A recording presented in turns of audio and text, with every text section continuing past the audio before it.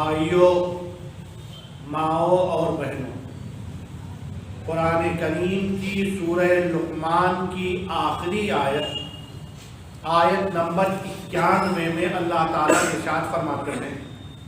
ان اللہ عندہ علم الساعہ، بے شک وہ ذات اللہ کی ہی ہے، عندہ جس کے پاس علم الساعہ قیامت کے آنے کی صحیح معلومات ہے کہ وہ قیامت کب آئے گی۔ اس کے آگے ہے وَيُنَزِّلُ الْغَيْثَ، اور وہی عظیم ذات بارش برساتی ہے۔ اور تیسرے نمبر پر وَيَعْلَمُ مَا فِي الْأَرْحَامِ، اور وہی ذات ایسی ہے جو رحم مادر ماں کے پیٹ میں کیا ہے، لڑکا لڑکی، سعادت مند بدبخت نیک شریر اولاد کیسی ہے، یہ وہی ذات جانتا ہے۔ وَمَا تَدْرِي نَفْسٌ، اور کسی کو یہ پتہ نہیں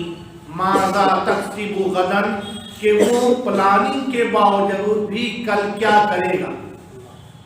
اور سب سے آخری چیز ہے وَمَا تَدْرِي نَفْسٌ، اور کسی کو بھی یہ بھی پتہ نہیں بِأَيِّ أَرْضٍ تَمُوتُ، کہ اس کی آخری سانسیں کس زمین پر آئیں گی، وہ کہاں مرے گا، اس کا انتقال کہاں ہوگا۔ ہم نے زندگی گزاری، ایک لمبا عرصہ اللہ نے ہمیں گزارنے کے لیے دیا۔ اس زندگی کے لیے مختلف پلاننگ اور ترتیب انسان بناتا ہے، لیکن اس کے باوجود بھی انسان ایک لمبی زندگی گزارنے کے باوجود بھی کہاں اس کا انتقال ہوگا اسے اس کا صحیح علم اور پتہ نہیں ہوتا۔ اور جس جگہ اس کا انتقال ہو اس کی تدفین دفن کرنا اسی جگہ بہتر ہے، بغیر کسی معقول وجہ کے دوسری جگہ منتقل کرنا اسلامی نقطہ نظر سے بہتر اور پسندیدہ نہیں۔ اس آخری جز سے میں آج گفتگو کرنا چاہتا ہوں، اس لیے کہ آج میری گفتگو کا موضوع ہے یوم جمہوریہ اور ہندوستانی مسلمان ہیں۔ آخری جز میں یہ بات آئی کہ کسی انسان کو یہ پتہ نہیں کہ اس کی موت کس زمین پر ہوگی، لیکن جہاں موت ہو وہیں تدفین بہتر۔ یہ اسلامی نقطہ نظر، جب ہمیں ایک عمر گزارنے کے بعد بھی اپنی موت کی پلاننگ اور مرنے کے بعد تدفین کی جگہ کے سلسلے میں اللہ کے نظام کا پابند کیا گیا، تو پیدا ہونے سے پہلے جب ہم وجود سے محروم تھے، ہمارا کوئی اختیار نہیں تھا ہم کہاں پیدا ہوں، کس سرزمین میں پیدا ہوں، ہمارے ماں باپ کون ہوں، کس حالت میں پیدا ہوں۔ لہذا ہماری اور آپ کی پیدائش جس سرزمین میں ہوئی یہ ہمارا آپ کا کسی بھی انسان کا انتخاب نہیں، یہ انتخاب اللہ کا ہے جو ہمیں پالنے والا اور پیدا کرنے والا ہے۔ اور جب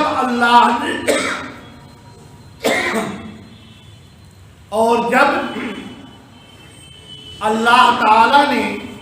ہم کو اور آپ کو کسی جگہ پیدا کر دیا تو اس سے فطری لگاؤ، اس میں خوشحالی اور اس کی ترقی کے لیے کوشش،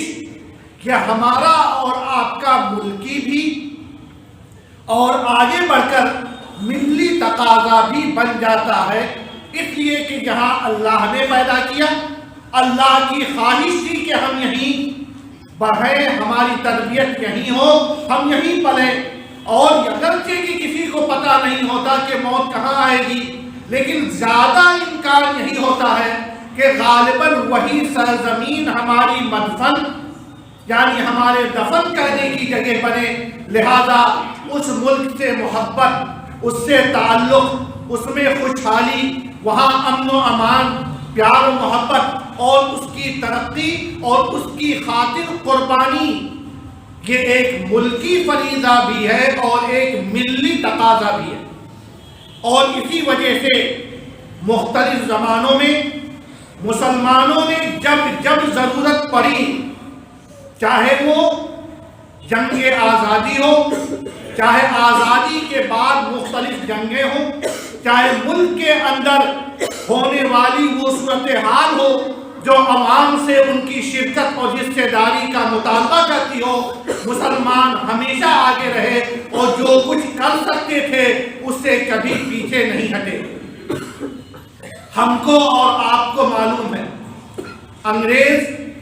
اس ملک میں کاروبار کے ارادے سے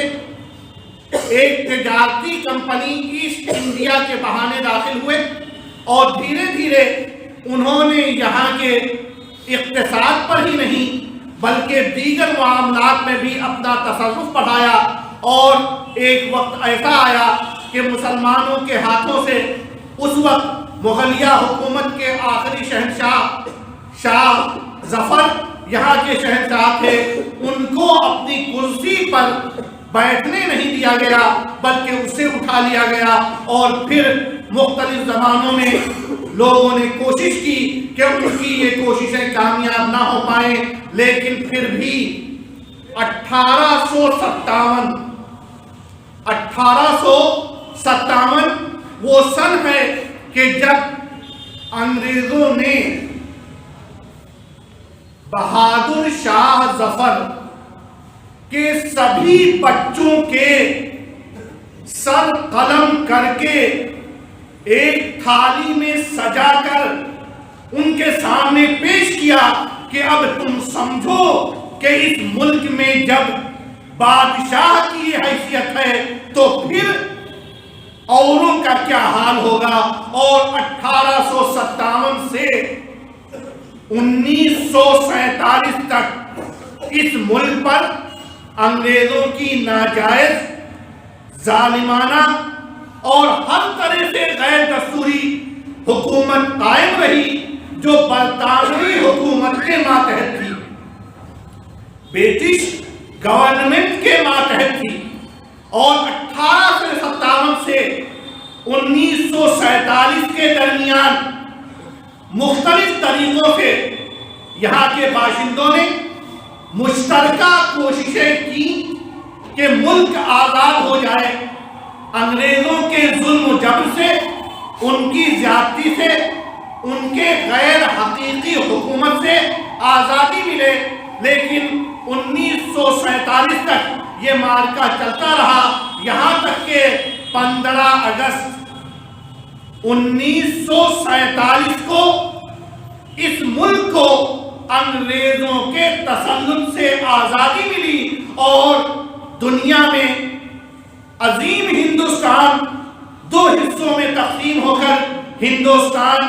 اور پاکستان 2 ملکوں میں تقسیم ہو گیا۔ 15 اگست 1947 کو ہمارے ملک کو آزادی ملی۔ ہم یہ مانتے ہیں کہ زیادہ تر مسلمان پاکستان گئے، لیکن آج بھی جتنے مسلمان پاکستان میں ہیں اس سے زیادہ مسلمان ہمارے اس ہندوستان میں رہ رہے ہیں، اور آزادی میں جناح کی تحریک کے نتیجے میں مسلمانوں کے نام پر پاکستان کے نام سے ایک سلطنت وجود میں ضرور آئی، لیکن خود ہندوستان نے اپنے ساتھ مسلمانوں کو وابستہ رکھنے کی سیاسی، سفارتی اور جہاں ضرورت پڑی طاقت کا بھی استعمال کیا، اور ہم اور آپ جانتے ہیں کہ کشمیر اور حیدرآباد مسلم اکثریتی علاقہ ہونے کے باوجود ہندوستان سے وابستہ ہوئے، ہندوستان کے ساتھ رہے، اور جب کشمیر اور حیدرآباد کو آزادی کے بعد بھی ہندوستان کے موجودہ حکمرانوں نے اپنے ساتھ رکھنے کا فیصلہ ہی نہیں بلکہ اس کے لیے کوشش کی، تو گویا یہ اعلان تھا یہ ملک صرف ہندوؤں کا نہیں بلکہ روز اول سے آزادی کے بعد سے انہوں نے مسلمانوں کو یہاں رکھنا چاہا، مختلف تدبیروں سے، مختلف سفارتی کوششوں سے اور دیگر جو ذرائع ہو سکتے تھے انہوں نے یہاں رکھنا چاہا۔ ملک 15 اگست 1947 کو آزاد ہو گیا، لیکن ابھی تک ہمارے ملک میں جو حکومت تھی وہ 1935 میں برطانوی پارلیمنٹ کے تحت گورنمنٹ آف انڈیا ایکٹ 1935 کے مطابق یہاں کے نظام سنبھال رہی تھی، یہاں تک کہ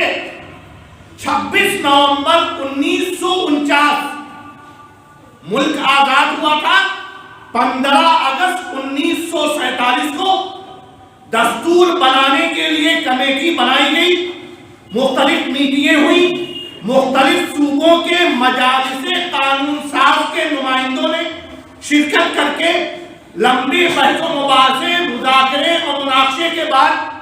26 نومبر 1949 کو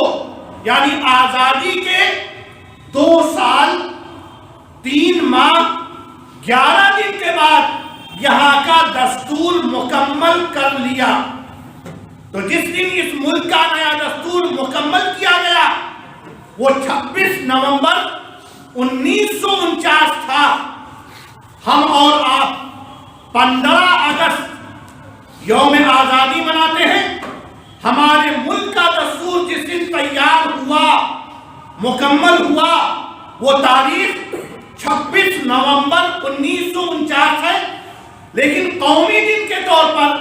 ہم نے 26 نومبر 1949 کو سامنے رکھ کر 26 نومبر کو کوئی قومی جشن نہیں منایا، بلکہ ہم نے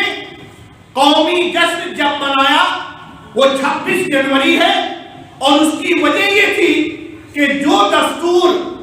26 نومبر 1949 کو بنا تھا اس کو نافذ کیا گیا 26 جنوری 1950 میں۔ گویا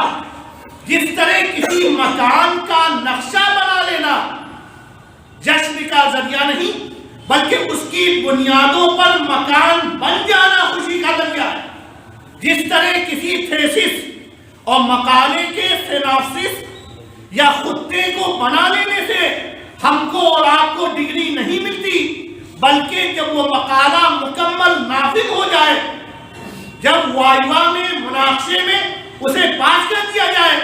تب جا کر خوشی ملتی ہے، ڈگری ملتی ہے۔ اسی طرح دستور 26 نومبر 1949 کو بن ضرور گیا تھا، لیکن نافذ ہونے کی تاریخ 26 جنوری 1950 ہے، اور تمام لوگوں نے مل کر یہ طے کیا کہ ہمارے ملک کا دوسرا قومی جشن ہر سال 26 جنوری کو منایا جائے گا، وہ دن جب اس دستور کو نافذ کر دیا جائے گا، جب اس دستور کے مطابق عمل کیا جائے گا۔ میرے بھائیوں، دوستوں اور ساتھیوں، جب اس دستور کو 2 سال 3 ماہ 11 دن کے بعد بنایا گیا تو ملک کے اندر جو نظام بنایا گیا اس میں ملک میں رہنے والے تمام افراد، تمام علاقوں، تمام قبائل، تمام مذاہب، تمام رنگ و نسل اور تمام طبقات کی نمائندگی بھی دی گئی، اور ہر ایک کو متحد رکھ کر اس ملک کی ترقی کا جو خواب دیکھا گیا اس کی بنیاد پر اس تفصیلی آئین کو، اس تفصیلی دستور کو مرتب کر کے نافذ کیا گیا، جس کے اندر اس ملک کے ہر شہری کو آزادی، اس کے عقیدے اور مذہب کی آزادی، اظہار رائے کی آزادی، مذہبی تعلیم، مذہبی اداروں کا قیام اور دیگر تمام چیزوں کی آزادی ہر شخص کو ایک نگاہ سے اس کی حیثیت کے مطابق دیکھنے کا فیصلہ ہوا۔ اور جب ہم نے نفاذ کے دن کو جشن جمہوریہ منایا، دوسرا قومی دن منایا، تو گویا ہمیں اس پر فخر ہے، ہمیں جشن کا حق حاصل ہے جب ہم اس ملک کے اس دستور کو نافذ کریں گے۔ ایک اور پہلو سامنے رکھیے گا، پارلیمنٹ میں قوانین بنتے ہیں، حسب ضرورت ترمیم ہوتی ہے، لیکن آئین ہند کو اس ملک کے تمام صوبوں کے منتخب نمائندوں کے ذریعے، یعنی مجالس قانون ساز کے مشترکہ نمائندوں نے بنایا، لہذا پارلیمنٹ کو اس ملک کے آئین سے چھیڑ چھاڑ کرنے، اس کے بنیادی حقوق کو سلب کرنے، اسے سرے سے بدل دینے، اس کے تقاضوں کو بالکل ملیامین کر دینے، اس کا اختیار نہ تھا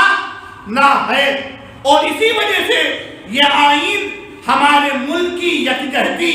اتحاد، ترقی، خوشحالی اور دنیا میں اس کی عظمت کو بنانے کا ایک ایسی علامت بن گیا کہ جس پر تمام لوگوں نے ہمیشہ فخر کیا۔ یاد رکھیے گا، ہمیشہ سوال کیا جاتا ہے، آپ بتائیے آپ ہندوستانی ہیں یا مسلمان ہیں؟ میرے بھائیوں، مجھے معاف کیجئے گا، میں ایک ایسی بات کہنے جا رہا ہوں کہ شاید جب تک اس کی تفصیل ہم اور آپ نہ جانیں بہتوں کو اعتراض ہو۔ ایک دفعہ ایک ایسا واقعہ بھی آیا کہ ایک صحابی نے اللہ کے حق کو ادا کرنے کی کوشش کی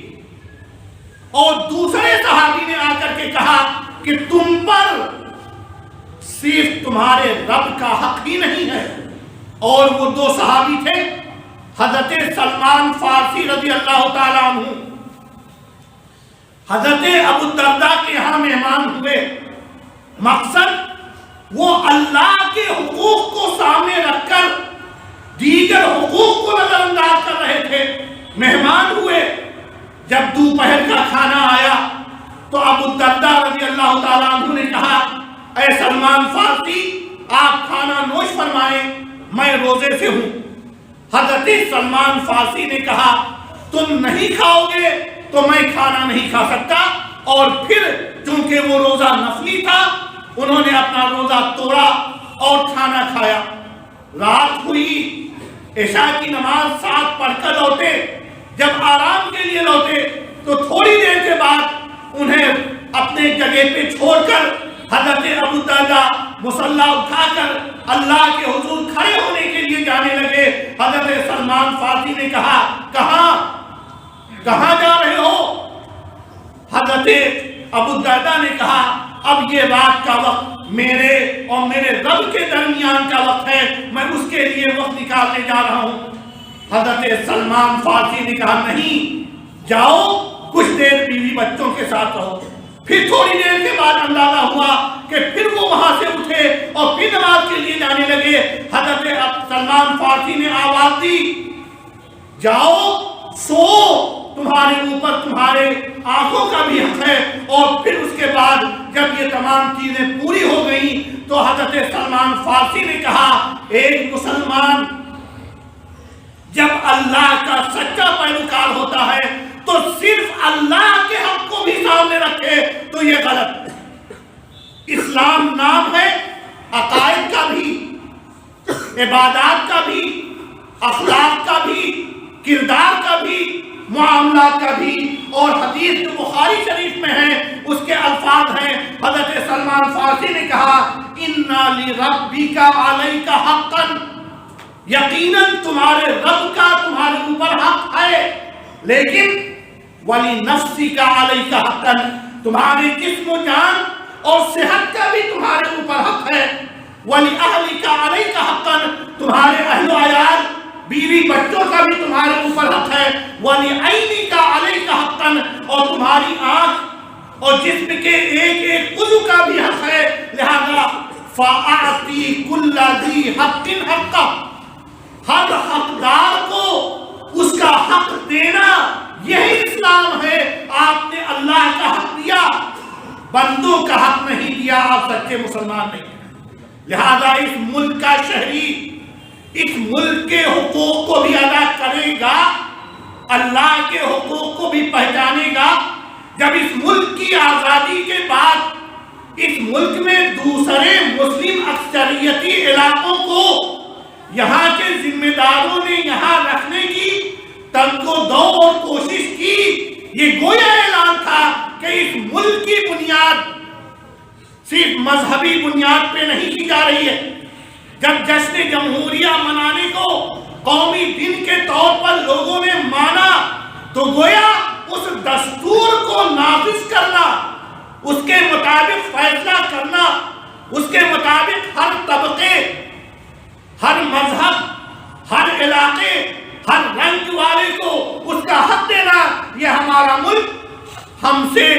بھی مطالبہ کرتا ہے اور اس ملک کے ذمہ داروں سے بھی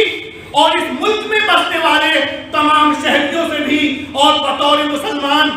ہمارا دین ہمیں یہ تعلیم دیتا ہے اِنَّ لِأَهْلِكَ عَلَيْكَ حَقًّا، آپ کے اہل و عیال کا آپ پر حق ہے، وَلِمَالِكَ عَلَيْكَ حَقًّا، آپ کے مال پر بھی آپ کا حق ہے، اور ایک دوسری حدیث میں ہے مَنْ قُتِلَ دُونَ مَالِهِ فَهُوَ شَهِيدٌ، جو اپنے مال کے تحفظ میں ہلاک کر دیا جائے وہ شہید ہے،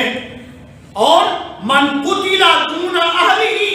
جو اپنے اہل و عیال کے دفاع میں شہید کر دیا جائے فہو شہید، وہ شہید ہے۔ لہذا اس ملک میں ہم اور آپ اکیلے نہیں، اپنے خاندان، اپنے رشتہ داروں، اپنے پڑوسیوں، اپنے دوستوں، اپنے ملک میں رہنے والے، محبت کرنے والے ہر مذہب کے بھائیوں سے ربط رکھتے ہیں، اور جب کبھی بھی دشمن نے اس ملک پر غلط نگاہ ڈالی، چاہے وہ یہاں کی زمین پہ ہو، چاہے یہاں کے اقدار پہ ہو، چاہے یہاں کے مختلف دوسری چیزوں پہ ہو، مسلمانوں نے اس درد کو محسوس کیا، وہ ٹیس ان کے سینے میں محسوس ہوئی، اور وہ کھڑے ہوئے، اور تاریخ کا کوئی واقعہ نکال لیجئے، کبھی بھی مسلمان اپنے کردار کو پیش کرنے میں آپ کو پیچھے نظر نہیں آئیں گے۔ اور بطور مسلمان ہم کو نبی اکرم صلی اللہ علیہ وسلم کی زندگی سے جو پیغام ملتا ہے، اس سلسلے میں ہم غور کرتے ہیں نبی اکرم صلی اللہ علیہ وسلم کے نبی بنائے جانے سے پہلے کے ایک واقعے پر۔ حلف الفضول ایک معاہدہ ہے، نبی اکرم صلی اللہ علیہ وسلم کی عمر ابھی بہت زیادہ نہیں تھی، نبوت تو اس کے کئی سالوں بعد آپ کو دی گئی، لیکن جب ایک تاجر باہر سے آتا ہے، مکے کے ایک سردار اس کے سامان کو لے کر فروخت کرتے ہیں، اور پھر اس تاجر کو اس کا حق دینے میں ٹال مٹول کرتے ہیں، تو نبی اکرم صلی اللہ علیہ وسلم مکے کے کچھ سرداروں کے ساتھ ایک پیکٹ، ایک معاہدہ کرتے ہیں کہ آج کے بعد مکے کی سرزمین پر کسی پہ ظلم نہیں ہونے دیں گے، اور اگر کسی پہ ظلم ہوا تو ہم لوگ اس وقت تک سکون سے نہیں بیٹھیں گے جب تک مظلوم کو ظالم سے حق لے کر ادا نہ کر دیا جائے۔ اور اس واقعے پر نبی اکرم صلی اللہ علیہ وسلم نے نبوت کے بعد بھی یہاں تک کہا کہ مجھے ایک ایسے معاہدے میں شرکت کا موقع ملا، لقد شہدت مع عمومتی، میں اپنے چچیرے رشتہ داروں کے ساتھ شریک ہوا، حلفن ایک ایسے پیکٹ اور معاہدے میں، فی دار عبداللہ بن جدعان، عبداللہ بن جدعان کے گھر پر، ما احب، میں قطعاً یہ نہیں چاہوں گا، انا لی بھی حمرن نعم، کہ اس معاہدے میں میں شریک نہ ہوتا اور اس کے بدلے مجھے سرخ اونٹنی جیسی سب سے قیمتی چیز مل جاتی، اور پھر یہ کہا کہ اگر مجھے آج بھی اس جیسے معاہدے میں بلایا جاتا تو میں ضرور جاتا۔ لہذا بطور مسلمان ہماری اور آپ کی نبی اکرم صلی اللہ علیہ وسلم کی سنت سے جو تعلیم ہے، جو تقاضا ہے، وہ یہ کہ اگر ہم اس ملک کے مخلص ہیں تو ہم بھی کچھ لوگوں کے ساتھ مل کر یہ کوشش کریں کہ آج کے بعد سے اس ملک میں اگر میری نظروں میں کسی پہ ظلم ہوتا ہوا دکھا تو ہم لوگوں کے ساتھ مل کر اس ظلم کا خاتمہ کریں گے، ظالم کو روکیں گے، مظلوم کا سہارا بنیں گے۔ لہذا میرے بھائیوں، دوستوں، ساتھیوں، آج 22 جنوری ہے، اگلے 2-4 دنوں میں جشن جمہوریہ کی تقریب ہوگی۔ اس کا پیغام اسلامی نقطہ نظر سے، چونکہ اس ملک میں آزادی کے بعد مسلم اکثریتی علاقوں کو یہاں باقی رکھنے کی کوشش یہاں کے ذمہ داروں نے کی تھی، لہذا یہاں کی ایک ایک چیز پر مسلمانوں کا دستور کے مطابق، ان کی حیثیت کے مطابق حق ہے۔